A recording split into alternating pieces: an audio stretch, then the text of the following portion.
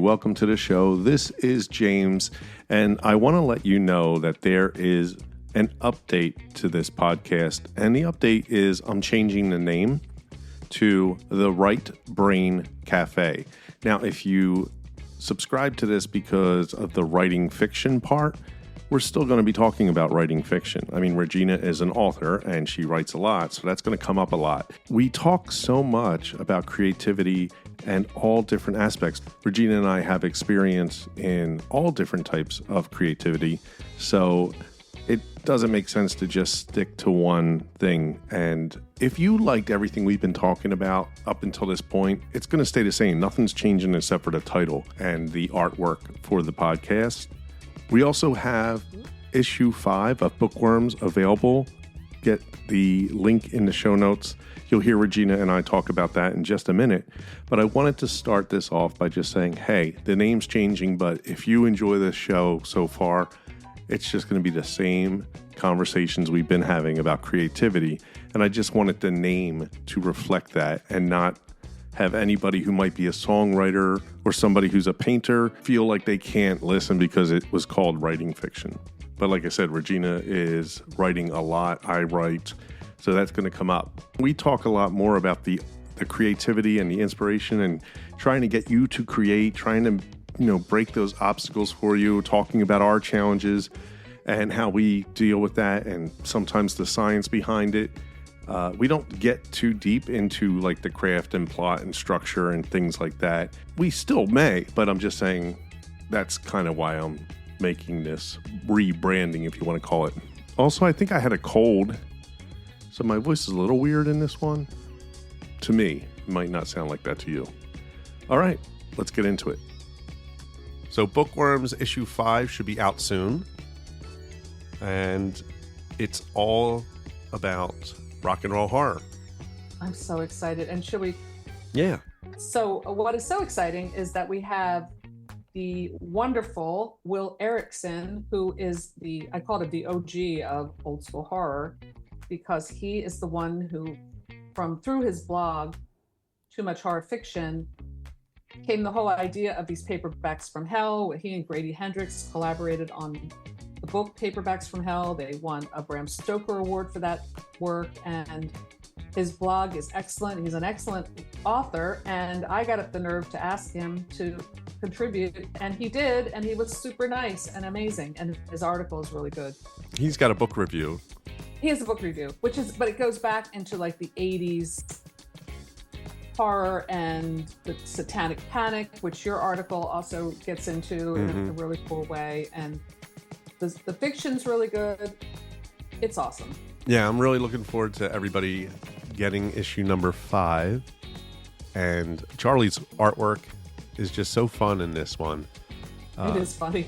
It's just great. And you could tell he was really, really inspired behind all his love of rock. And so I'm really, and like doing like worm parodies of famous album covers. So yeah.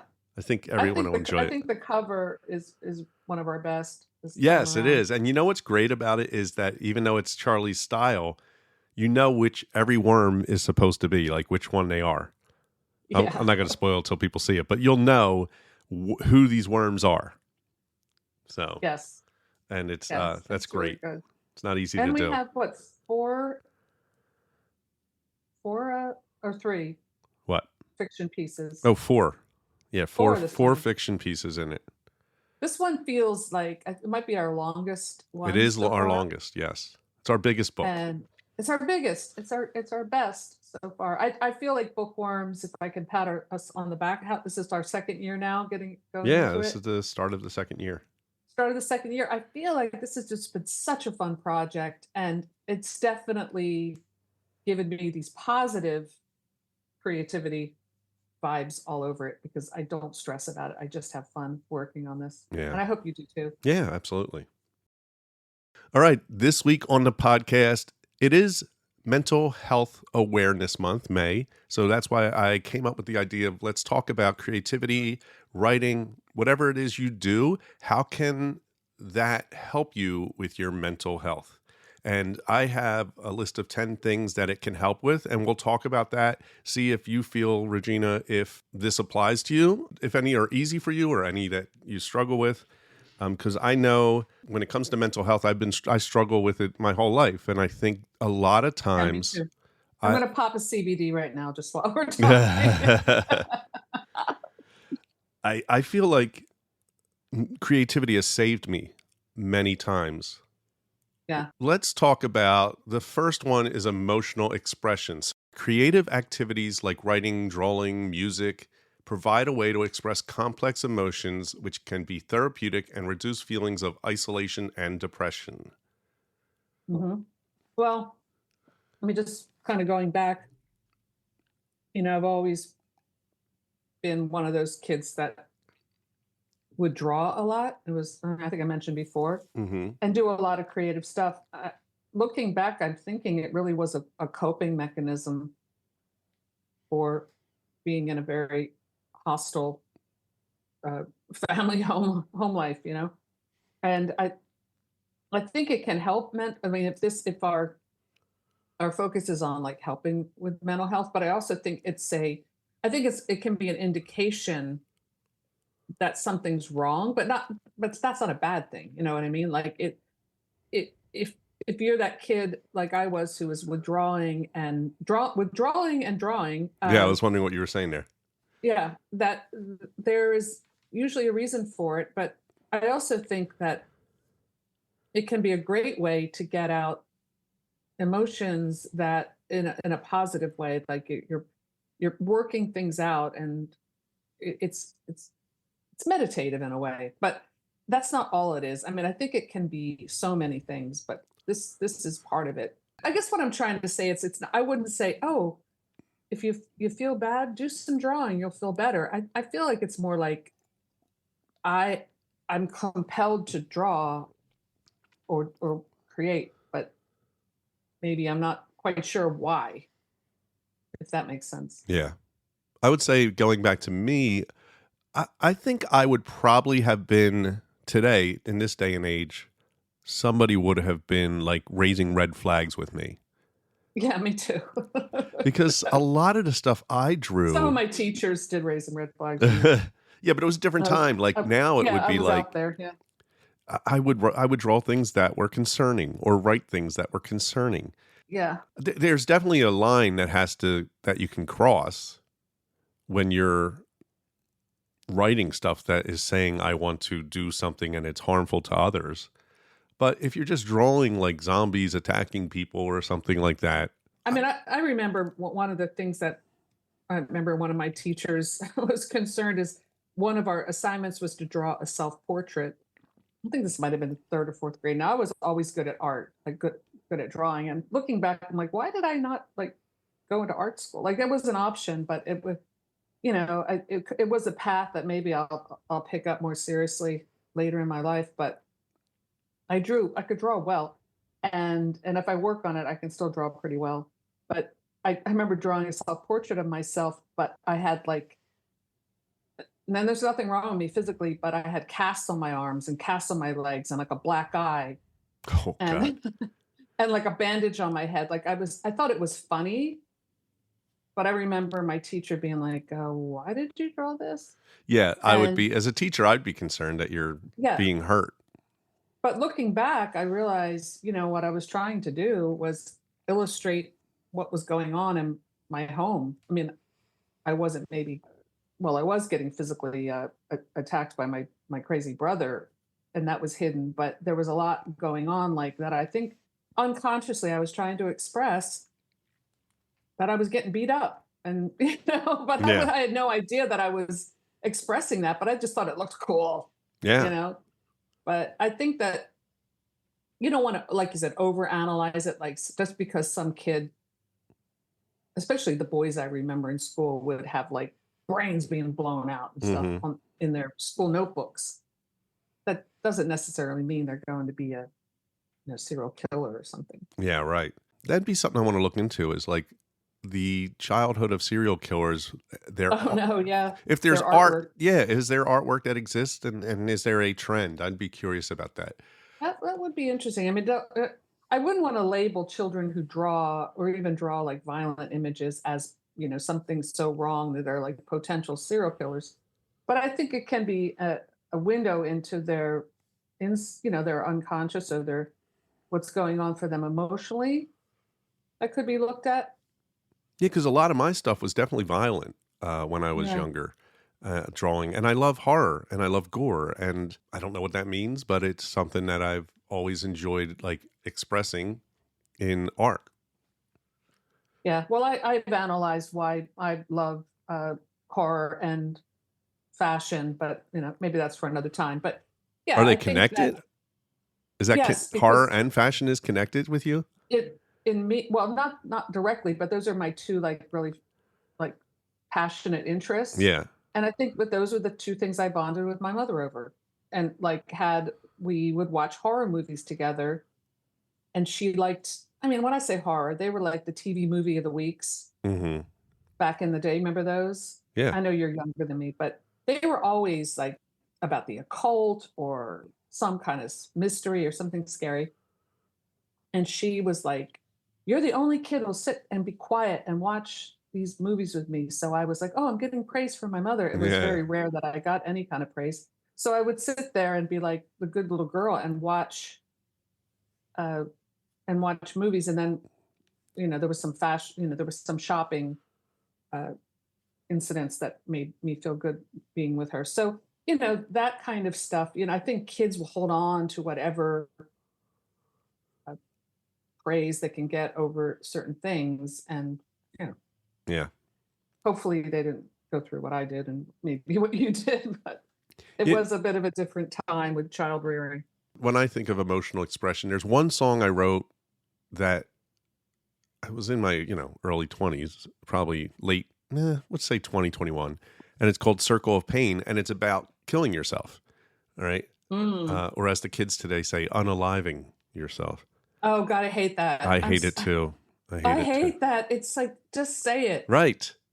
What is it? Is it because that YouTube won't monetize if you say Yeah. suicide? I I'm think sorry, I that's where said this it. Oh developed. no.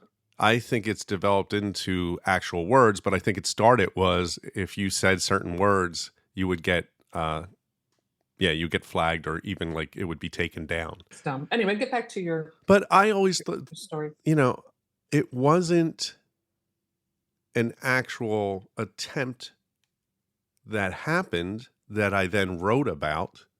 I always said it was me killing myself through song. Mm. And and you're right, it didn't heal me. It wasn't like I did this and all of a sudden I was happy-go-lucky. I was Yeah. still depressed. I could play the song and it would help with that expression, Sure. Well, that's what music is. I mean, that's what it should be. Right. And when you, or any kind of art, like when you feel, I mean, I think if I'm going to get woo woo here, which, I'll take that risk, but when someone puts in an energy into a great song or that human energy, and maybe there's an AI question in this too, can all this just be manipulated? But I don't think so. I think there is a certain soul that goes into a piece of art that the artist is really feeling, like really feeling it. And then if the recipient is really feeling it too, there is an incredible energy exchange there. And we live for that as artists, the people that create. And also when we hear that wonderful song or see that painting or that film that moves us, and that's what it's all about.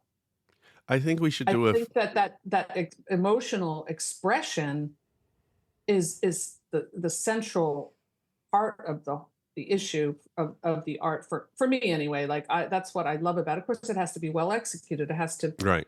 have certain aesthetics and this kind of thing. It's all important, but it's how it makes you feel. That's what's so memorable. Like songs, like people. I think music reaches people in a way more than any other art form, and you'll probably agree.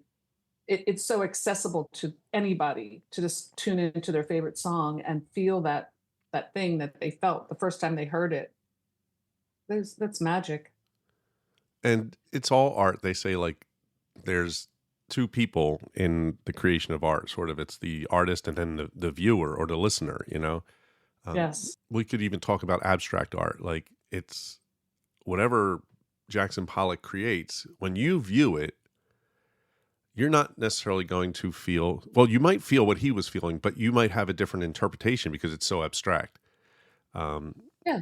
But And from all accounts, he was a very troubled, oh yeah, chaotic man, and that his paintings depict that and that scrambled mind, and you're like, oh, I'm not alone. Because there have been moments that I'm like, okay, this is what I'm feeling. This Jackson Pollock painting yes, perfectly depicts it. yeah, and I think that's why the painting The Scream Oh, has so good. has a lot of people that love that, because there's that feeling that a lot of people feel when they're looking at that.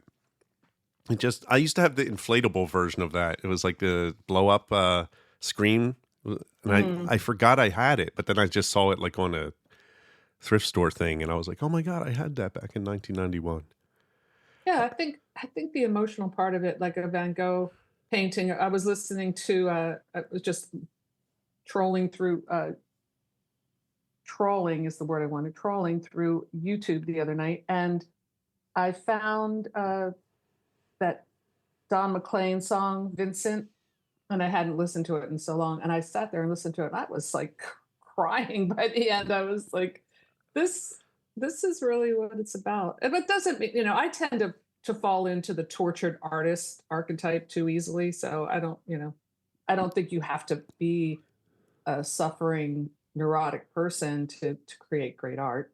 No, I mean, we're the first thing we're talking about is emotional expression, and there Mhm. are many emotions. Joy. I mean, you could definitely create something that you feel joy, and you create that, and the other person looking at it feels joy too, and that's Yeah, what we're talking about. like the ode to joy. I Yeah. think we can all like feel that incredible music. Now, I think we'll do a future episode about, is there a responsibility to the artist, because there's songs like Suicide Solution by Ozzy Osbourne that somebody in the 80s killed himself.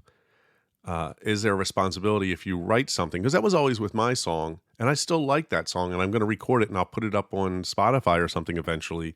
And what if somebody listens to my song and kills themselves?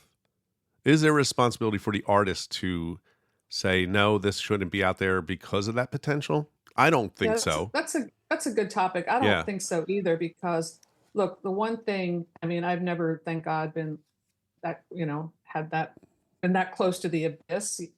But I think if you're in that place, you feel so alone and so isolated. Perhaps actually a work of art or something that speaks of it honestly could be comforting. Yeah.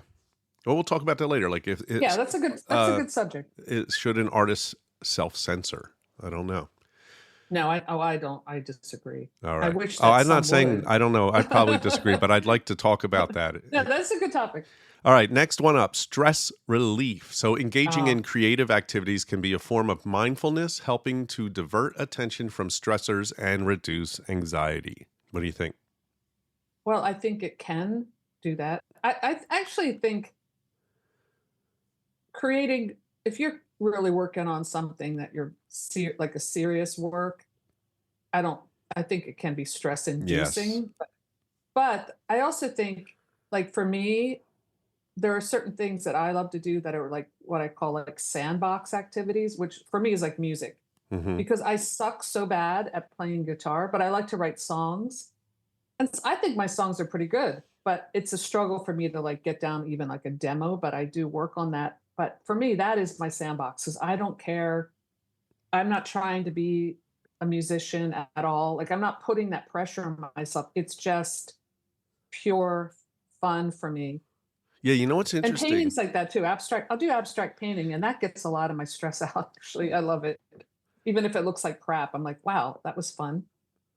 I have songs that I wrote 30 years ago, and I can say I remember that, and I don't think it was stressful for me, but it was stressful when you turned it into, let's get the band to do it, and then we play it out and Mm-hmm. all that. So like the creating part I enjoyed, and then it would be stressful if you like you just said, if you're trying to make it like a business or make it become something. Now, 30 Yeah. years later, I've recorded some of those songs and I let them go. I put them in Spotify and then they're there. And what would stress me out is then having to go to Instagram and saying, hey, listen to my song, Yeah. and promoting it. I think that's what it is. The present day promotion of art is stressful. Yeah, because it's all on the artist Yeah. mostly. Yeah. And even if it's not, if you, let's say, you get an agent and you're writing your book, you're now required to have a deadline. And once that book is done, they're going to want you to do another one. And Or so, change things about it. yeah. So there's, Like tell you can't put the word suicide in your book. Or yes. But can you cut this scene that someone might find offensive? And you're like, well, wait a second, that's my favorite scene. Stress relief, I think it's sort of true and not true, depending on what your goal is with the art. It can be stress relief, but I think anyone who takes their artwork seriously knows that's not always the case. Yeah. All right. This one I think is also the same answer. It's called improved mood. Creative pursuits often lead to a sense of accomplishment and enjoyment, which can boost mood and overall well-being. Well, I know he's dead, but ask Tom Petty when he drove his fist into the wall at the recording studio when he was working on one of his albums and broke his hand. Yeah, you hear a lot of stuff with this, with artists who get so frustrated with their mood actually gets worse working on the project because they can't get what, I guess, that emotional expression we talked about first is not looking right or sounding right. It's not working. Yeah. And I think lighting their canvas on fire and putting it in a shopping cart and tip it down the street. There's all kinds of stories like that.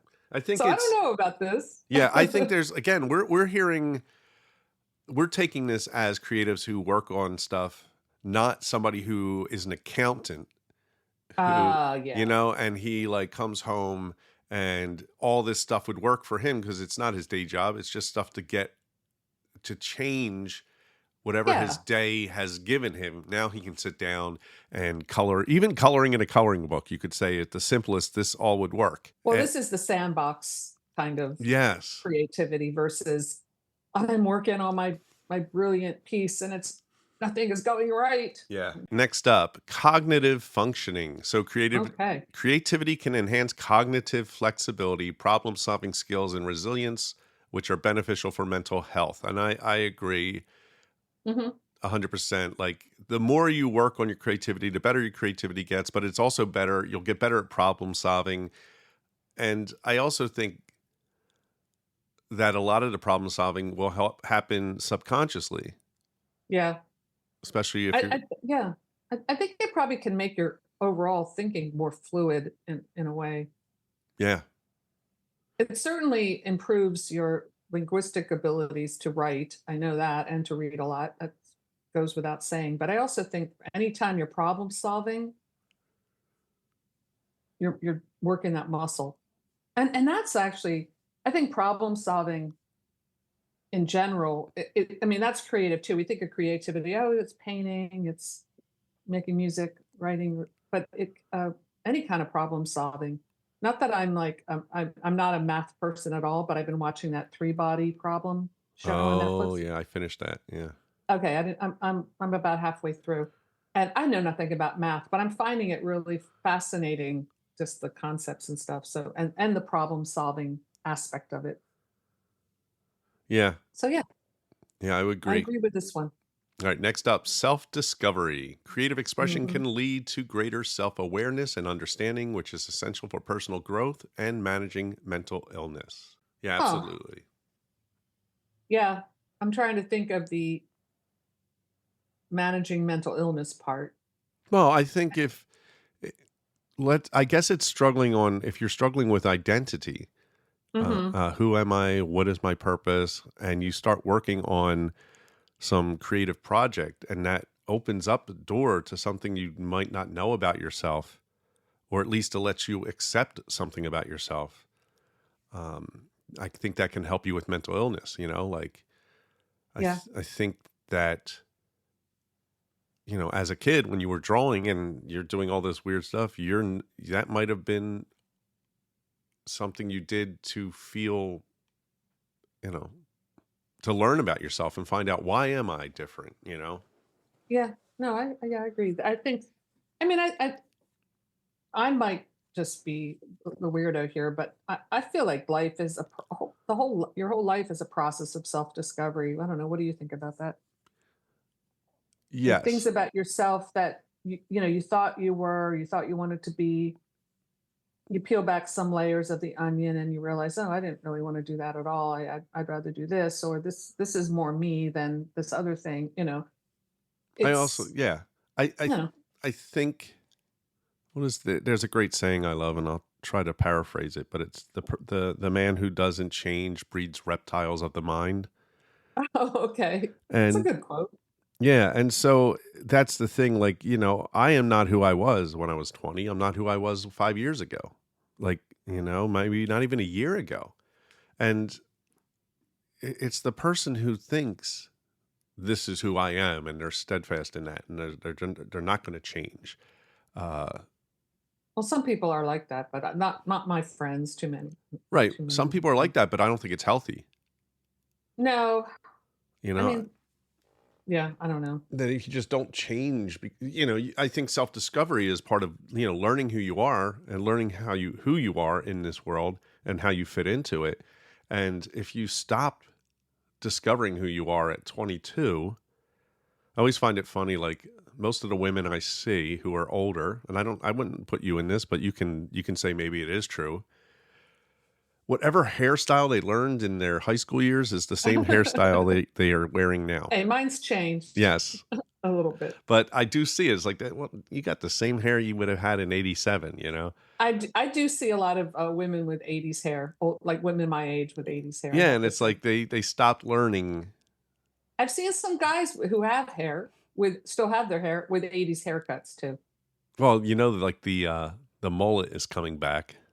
I know, I love it. I saw a young kid, like a young boy, like, a teen with a mullet, and it looked really good on him because he had really good hair, and he was working it. So I'm all for that. I love to see young people being creative and doing, breaking the mold. Well, this is actually a really good point you just brought up. Self-discovery is Hmm. 100%, since fashion, is definitely what most teenagers are doing when they're choosing their clothes and their music. Yeah, And that's a big part of it. all right, let's jump into the next one, social connection. So, participating in group creative activities can foster social connections and support, which are vital for mental health. And we talk a lot about this. It's Mhm. absolutely crucial, I think, Yeah, because, and I think so. especially as a writer, you can get lost in the being alone and working on your project. And it doesn't necessarily mean you need to be in a writer's group, but I think you need to talk to other creative people. You need some kind of networking, creative outlet, even if it's online. Like I have a lot of social connection with my booktube friends, even though I've never met most of them. It's I think it's great. It's a great feeling. And also with, like, I have been just doing writing, but when I was doing filmmaking, not to say Yeah. there weren't moments of intense frustration over working with other people. There's nothing better. There's no high better than when things are working and everyone's on the same page and it's going great and we're having fun and it feels, it's awesome. I mean, working in the theater too has always been something I loved about working in the theater, and I still work in the theater, behind the scenes. But when I was acting, I always enjoyed that kind of interaction, and especially like in high school and in college. It was fun. Yeah, and same with being in a band. I mean, that's a lot like you were talking about filmmaking. It's a lot like being in a relationship because you'll have these amazing moments and then there's some times where you're fighting. Yeah. But creating together with other people there is really nothing like it. And if you haven't done something like that, give it a try. Now, I wouldn't say never, I guess, but co-writing with someone I think is something I'd like never seriously. I've never done that. No, I haven't And I either. think that'd be something I might be more challenging than because co-writing a song together, I think, is a little bit easier because usually one person comes up with the lyrics, and then you can work on the music together. For me, I Yeah. always wrote the music and the lyrics together, and then I'd bring it to the group, and then the group would be like, well, what if we did this, or what if we did that, or the drummer would have something cool to do. Everybody had their input. I love how you said this when you watch Get Back. Right. You said it's great because it shows you how messy creativity can be. Oh, definitely. And And the process of these songs that we all love from the Beatles, and like, yes, wow, they yeah, were, really struggling over that one part that I love so much, but they found it. And yeah. Well, I mean, I think the social working with other people is hard when you have, like, I never liked work doing the group project. I have to be honest, like in school, right. because I always thought my idea is the best. I don't want to do it. Like I would get I was very, like the fact that I had to then sit and listen to someone else coming up with their idea, and I knew it was inferior. I'm just being honest. Like, I've grown since then, but I'm like, no, no, no, it's got to be this because this is really good. And I'm sure people got annoyed with me for doing that. So I always found group work a little tough. I don't if I have a really good idea that I love, it's going to be really hard for me to like say, oh well, I'm going to give this person I'm going to yield to them because they need a thing too. I mean, it depends on what the goal of the project is. If it's just something fun, who cares? But if I feel really strongly about something, that I Hmm. can be very uh, focused with a lot of tunnel vision on it. And I've always been that way. I mean, just being honest, this has come up before where especially when it comes to things like if someone wants to introduce, I remember I was working on a film and I was doing the costumes, and the actor, I won't mention names, but the actor brought in like this ring that he wanted to wear that was completely wrong for the period. And I'm like arguing about this stupid ring. And I'm like, why am I getting so like worked up? It's just a ring. And I'm like, no, because it's not right. Like it's not right for the period. It's not right for the part. Like I got so worked up about it, but I just think that's because I'm passionate about these things. Would you still fight that argument today? Yeah, if it were my job, but if those costumes, I would probably be even more argumentative. Like you No, don't not have the not right. like with the theater. I'm talking about in Oh, the when I'm a same theater. situation you were then. That same exact situation. How would you have dealt with that today? The same way? Probably. All right. I might have been a little nicer about it. I would try to be like softer about my more diplomatic, but Yeah. yeah, I mean, I think working with others is is great. But I also think, well, like in the theater and in film, it's a very specific hierarchy, and I think it's that way for a reason. Yeah. That's true. Because if you're doing everybody's idea, it's like if you use every color in the paint box, you get mud. And I think a lot of films and projects suffer when it isn't like that because, and we've seen this in like Disney especially, because they have all the suits coming in Hmm. and they all come in and they're telling the director, well, we're going to need this and we're going to need this. And everybody has Oh, this thing that they're contributing. And then it becomes a big mess because everybody had a say. And I'm like, no, if you have the director and that director has a vision, let them yeah. have that vision. Oh, yeah. I definitely agree with that. There's that great movie, Wag the Dog. Have you ever seen Yeah. that? Yeah. Wag the Dog is a Oh, good it's movie. so funny. Dustin Hoffman when they're working on the thing with the commercial or with the calico cat. He keeps saying it's a calico kitty. And then like the suit comes in and has their opinion, and you just see Dustin Hoffman say, "I hate it when they meddle." You know? And it's so true because I mean I mean if you're working on that level of doing like Hollywood film, they have a whole writing crew. And sometimes maybe that's why a lot of times it sucks because there are too many opinions, Yeah. Too many cooks too in the many kitchen. cooks. Yeah. All right, let's jump into the next one. Okay. And this one I don't know if I agree with. It only works for specific art. Yeah. Physical benefits, certain creative activities like dance or crafting involve physical movement, which can improve physical health and in turn mental health. And I agree, like when they're talking about crafting, like sewing, Yeah, Definitely. definitely dancing. Dancing, absolutely, right. Even if you want to go into film, stunt work Hmm. is creative and Well, you have to be very physically fit to make a film. yeah, stunt work and stunt fighting and all that. That's all dance, really. It's not real Yeah. fighting. It's dance choreography, but violent dance choreography. But yeah, I think there can be physical benefits. I don't know so much for writing.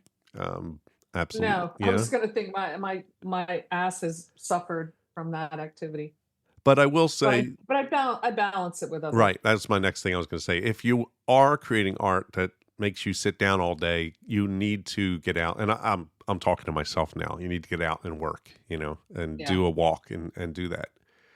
Which will help you with the next one, mindfulness and relaxation. Creative activities often require focus and concentration, and we call that flow state Hmm. when it's at its best.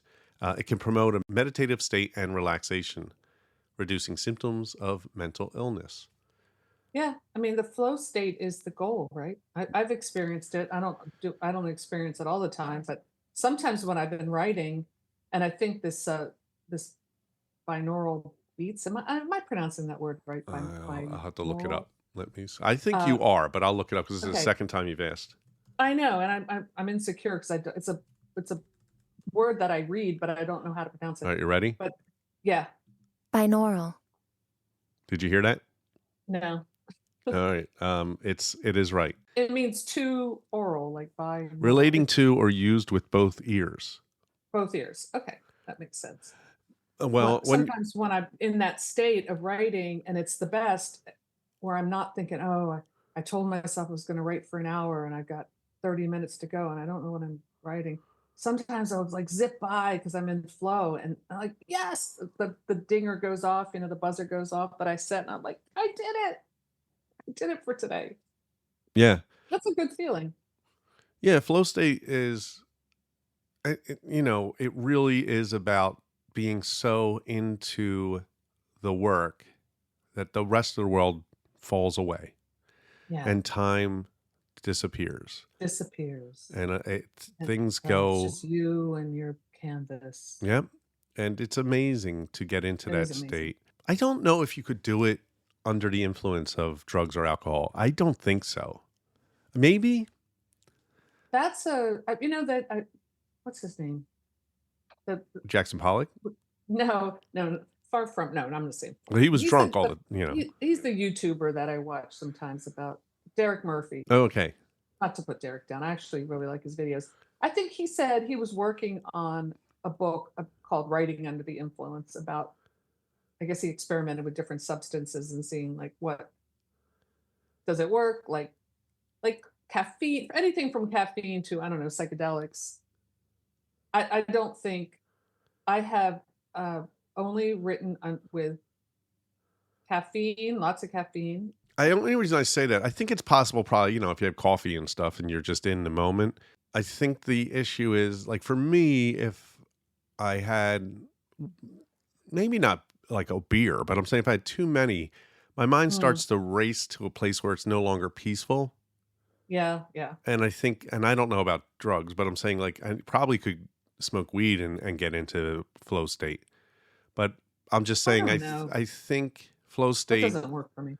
Yeah, I'm just saying, I think that flow state is more a natural state. And then if you introduce things, now I could be way off here. I don't know. If you listen to this and you get into flow state under the influence, let us know in the comments. I I'm feel like it's curious. a bit of a cheat, perhaps. Hey, if it works for someone, I can't imagine doing marijuana and writing.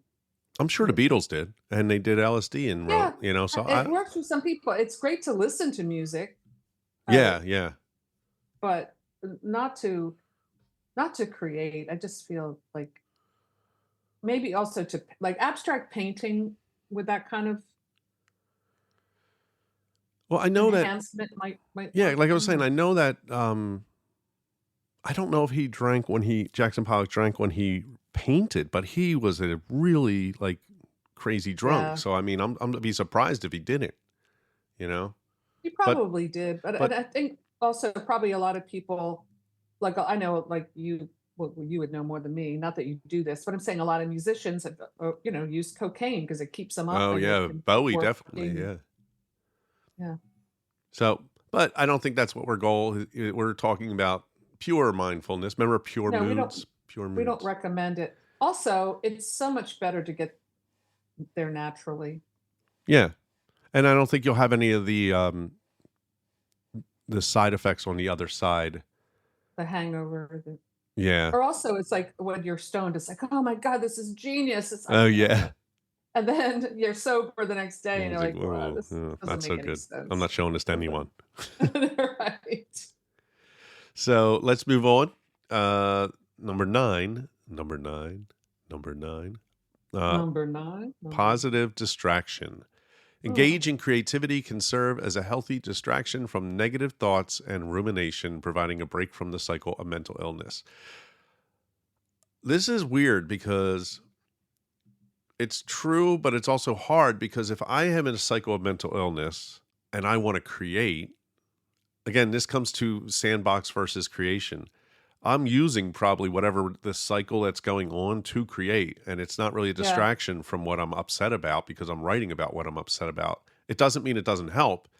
But I think if we're talking about a distraction from my day job, it's definitely a positive distraction. Yeah.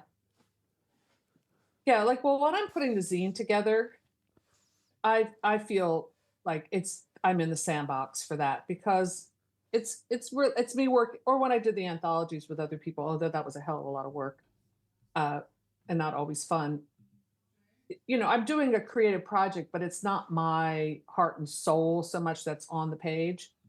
Uh, but if I'm like really in the weeds with writing, I'm probably in my mental illness like full tilt. And I don't know if it's not providing a break, but it's actually kind of a fun place to be because I'm getting it out. So, Which is the emotional expression in the beginning. which is And emotional expression. I agree. And what's interesting is that when you're creating the sense of writing or art that is about the emotional expression, then you have to dive into that for it to be, at least to feel authentic, right? Yeah. You got to get into that mental illness. You got to Well, touch also that like stuff.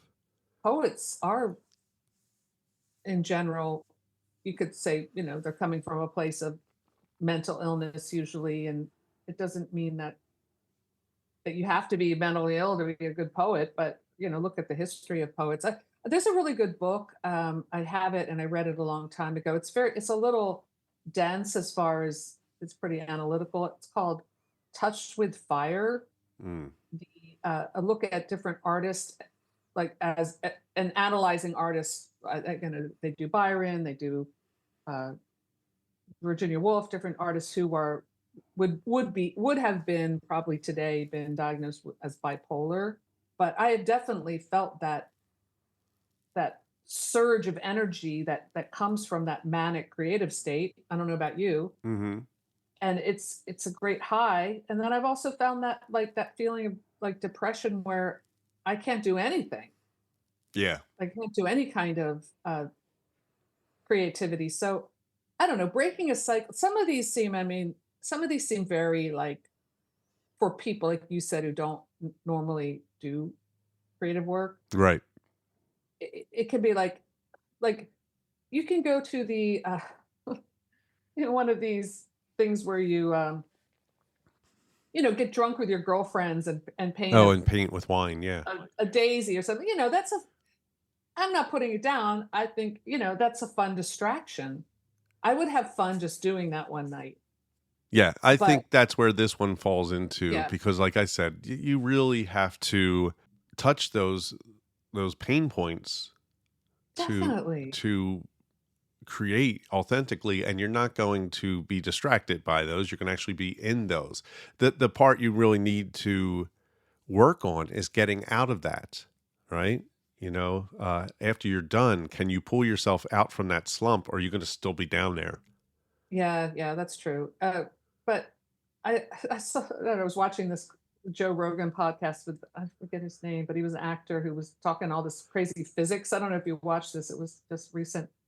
But he did this quote from his grandfather. But they were talking about like this kind of stuff, mental illness and creativity. And he said his grandfather always said, a flower won't grow unless you throw some shit on it.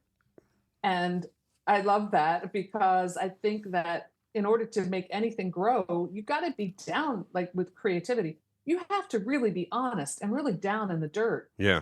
It's not all like puppies and rainbows and this kind of thing.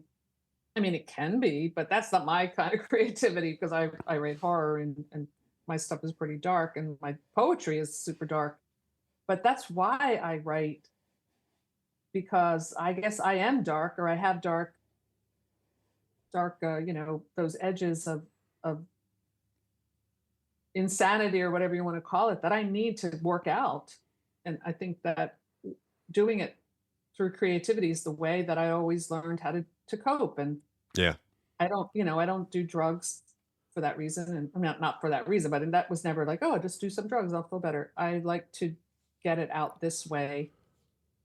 But I feel like it is, I guess my thing is it's not going to provide a break from my cycle of mental illness. It's going to help me cope with that through something positive, which is creativity. Yeah. If that makes sense.